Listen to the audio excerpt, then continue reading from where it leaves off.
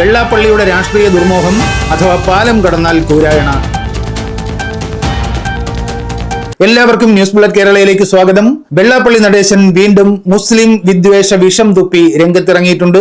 അദ്ദേഹത്തെ പഴയൊരു പത്രവാർത്ത ഓർമ്മിപ്പിച്ചുകൊണ്ട് നമുക്ക് ഈ വീഡിയോ ആരംഭിക്കാം. 2020 ഡിസംബർ 10 വാർത്തയാണ്. Thushar Vellappally released on bail from UAE jail എന്ന തലക്കെട്ട്. വാർത്ത ഇങ്ങനെ തുടങ്ങുന്നു. BDJ state president Thushar Vellappally, who was arrested in a check bouncing case in Ajman, UAE, has been granted bail. Tushar is the son of SNDP Yogam General Secretary Vellappalli Nadeshan. The timely intervention of NRI businessman M.A. Yusuf Ali and the deposit of the bail amount enabled his quick release. കരുണാവാൻ നബി മുത്തുരത്നമോ എന്ന അനുകമ്പ ദേശകത്തിലെ ശ്രീനാരായണ ഗുരുവിന്റെ വരികൾ ഓർമ്മിപ്പിച്ചുകൊണ്ട് ഈ video തുടങ്ങാമെന്നാണ് കരുതിയത്.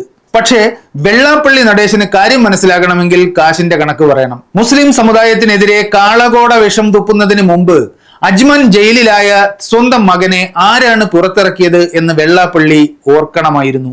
Jail മോചിതനായ Tushar വെള്ളാപ്പള്ളിയുടെ ചിത്രമാണ് സ്ക്രീനിൽ. ഒപ്പം നിൽക്കുന്നത് ലുലു ഗ്രൂപ്പിലെ ഉദ്യോഗസ്ഥരാണ്. ഒന്ന് ആലോചിച്ചു നോക്കൂ. പണ്ട് കോഴിക്കോട് മാൻഹോളിൽ അകപ്പെട്ട 2 മനുഷ്യരെ രക്ഷിക്കുന്നതിനിടെ മരണപ്പെട്ട നൌഷാദിനെ കുറിച്ച് വെള്ളാപ്പള്ളി പറഞ്ഞ നിലവിട്ട നീചവാക്കുകൾ നാം മറന്നിട്ടില്ല. അതൊക്കെ ഓർത്തു വെച്ച് അകത്ത് കിടക്കേണ്ടവർ അകത്ത് കിടക്കട്ടെ എന്ന് വിചാരിക്കേണ്ടവർ വിചാരിച്ചിരുന്നുവെങ്കിലോ തുഷാർ വെള്ളാപ്പള്ളി അങ്ങനെ അത്ര പെട്ടെന്ന് അജ്മാൻ ജയിലിൽ നിന്ന് മോചിതനാകുമായിരുന്നില്ല. നിർഭാഗ്യവശാൽ അങ്ങനെ ചിന്തിക്കാനുള്ള വിവേക ബുദ്ധി വെള്ളാപ്പള്ളിയിൽ നിന്ന് നമുക്ക് പ്രതീക്ഷിക്കാനാവില്ല. എന്താണ് വെള്ളാപ്പള്ളിയുടെ ലക്ഷ്യം?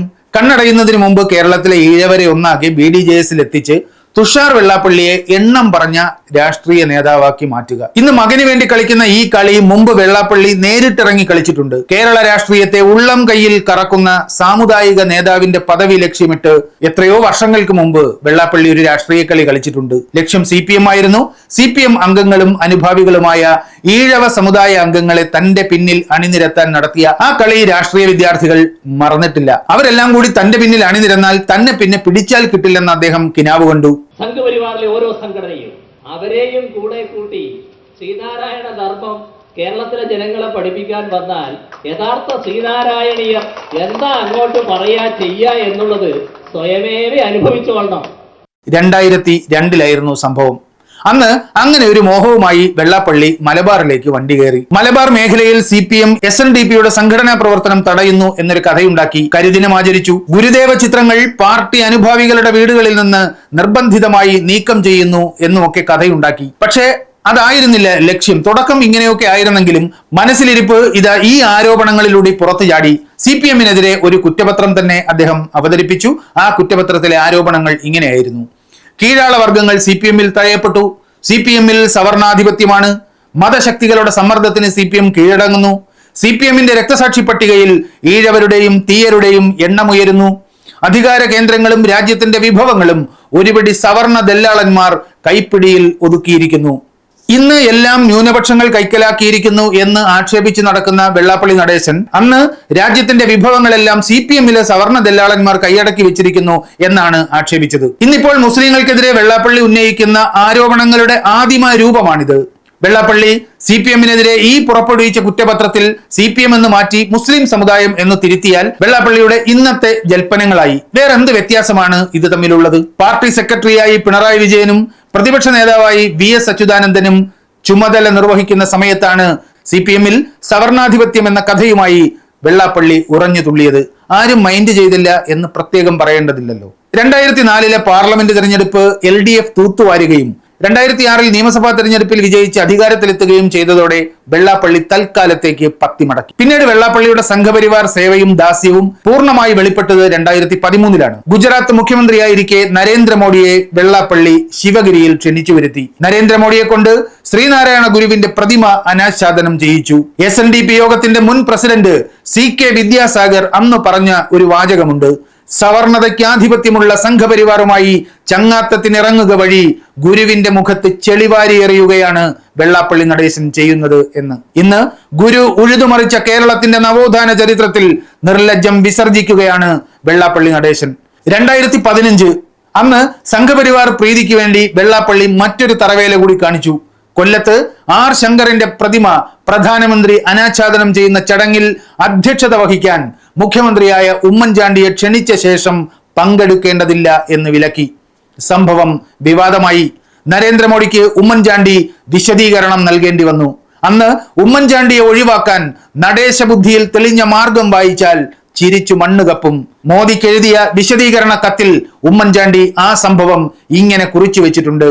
On 11th evening, Mr. Vellapalli Nadeshan informed me through Mr. K. Babu that intelligence agencies have informed him that there will be some protest in the meeting if I attend the function. I verified with the state police intelligence and they were not aware of any such report from any intelligence agency.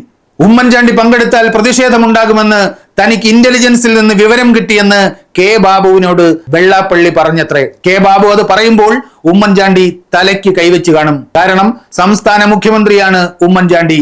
ആ ഉമ്മൻചാണ്ടിക്ക് കിട്ടാത്ത intelligence report Vellappally Natesan കിട്ടിയത്രേ. അതും പറഞ്ഞ് കേരളത്തിന്റെ മുഖ്യമന്ത്രിയെ ക്ഷണിക്കപ്പെട്ട ചടങ്ങിൽ നിന്ന് വെള്ളാപ്പള്ളി ഒഴിവാക്കിയത്രേ. അതും പ്രധാനമന്ത്രി പങ്കെടുത്ത ചടങ്ങിൽ നിന്ന്. സംഘപരിവാറിന്റെ പ്രീതിക്ക് വേണ്ടി കേരള ജനതയെ ആകെ അവഹേളിക്കുകയായിരുന്നു അന്ന് വെള്ളാപ്പള്ളി. അതിൽ പ്രതിഷേധിച്ച് ആർ ശങ്കരന്റെ കുടുംബം ഈ പ്രതിമ അനാച്ഛാദന ചടങ്ങ് ബഹിഷ്കരിച്ചു. വെള്ളാപ്പള്ളിയുടെ ധാർഷ്ട്യവും അഹങ്കാരവും അല്പത്തരവും ഒരുപോലെ പ്രകടമായ സന്ദർഭമായിരുന്നു അത്.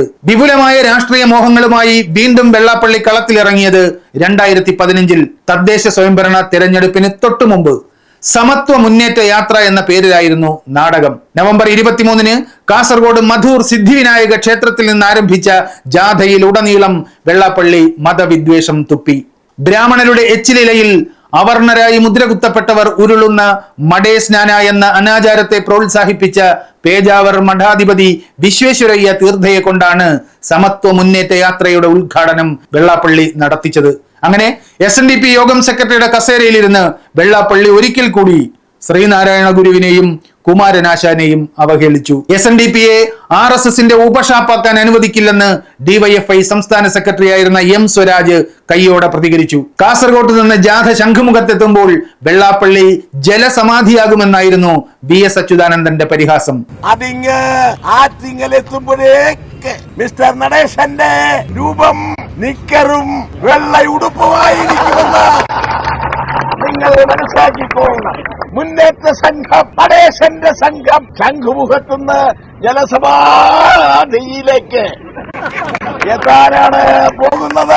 മനുഷ്യത്വത്തിന്റെ ജാതി ചോദിക്കുന്ന വെള്ളാപ്പള്ളി കേരളത്തിന്റെ തുകാടിയാകാൻ ശ്രമിക്കുന്നുവെന്ന് പിണറായി വിജയൻ തുറന്നടിച്ചു. വെള്ളാപ്പള്ളി നടേശന്റെ ജൽപ്പനങ്ങൾ കേരളത്തിലെ മതനിരപേക്ഷ സമൂഹമാകെ പൂർണ്ണ അവജ്ഞയോടെ തള്ളിക്കളയുകയാണ്. മതനിരപേക്ഷ സമൂഹവും ശ്രീനാരായണീയരും വെള്ളാപ്പള്ളി നടേശന്റെ ഗൂഢോദ്ദേശം ശരിയായ രീതിയിൽ തിരിച്ചറിയേണ്ടതായിട്ടുണ്ട്. ഈ ജാഥ തിരുവനന്തപുരത്ത് സമാപിച്ചപ്പോഴാണ് BDJS എന്ന രാഷ്ട്രീയ പാർട്ടിയുടെ പ്രഖ്യാപനം ഉണ്ടായത്. വെള്ളാപ്പള്ളി നടേശൻ തന്നെയാണ് രാഷ്ട്രീയ പാർട്ടിയുടെ പേരും ചിഹ്നവും കൊടിയും ഒക്കെ പ്രഖ്യാപിച്ചത്. നായാടി മുതൽ നമ്പൂതിരി വരെയുള്ളവരുടെ ഏകീകരണത്തിലൂടെ BDJSനെ ശക്തിപ്പെടുത്തുകയും അതിനെ ഒരു സമ്മർദ്ദ ശക്തിയായി മാറ്റുകയും ഒക്കെ ചെയ്യുമെന്നായിരുന്നു വെള്ളാപ്പള്ളി നടേശന്റെ ഗീർവാണങ്ങൾ.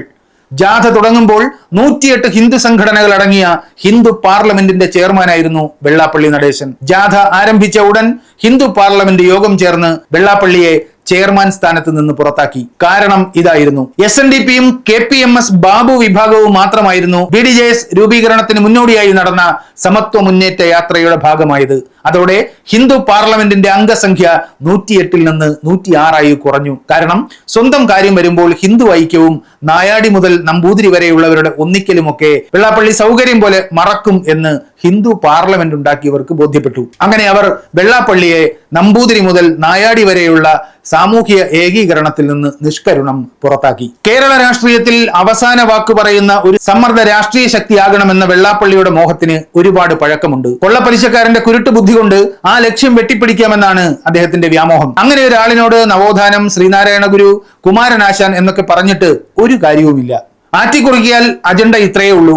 അജ്മാനിലെ ജയിലിൽ നിന്ന് മുസ്ലിങ്ങളായ മനുഷ്യസ്നേഹികൾ മോചിപ്പിച്ച തുഷാർ വെള്ളാപ്പള്ളിക്ക് BJPയിൽ കാൽ കാശിന്റെ വിലയുണ്ടാക്കി കൊടുക്കാൻ നടേശ ഗുരു മുസ്ലിങ്ങളെ അറഞ്ചം പുറഞ്ചം തെറി വിളിക്കുന്നു. അപ്പ കാണുന്നവനെ അപ്പ എന്ന് വിളിക്കും. ആവശ്യം കഴിഞ്ഞാൽ തെറിയും വിളിക്കും. പാലം കടക്കുവോളം നാരായണ, പാലം കടന്നാൽ കൂരായണ. വെള്ളാപ്പള്ളിയോട് ശ്രീനാരായണ ഗുരു അനുകമ്പ കാണിക്കട്ടെ.